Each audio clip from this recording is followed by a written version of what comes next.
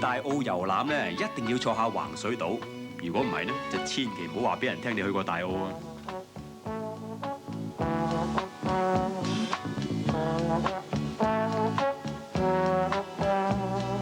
雖然大澳係一日一日咁走向現代化，但係有百幾年歷史嘅橫水島仍然健在，並且負責兩岸居民往來嘅繁重工作，認真係老而彌堅啊！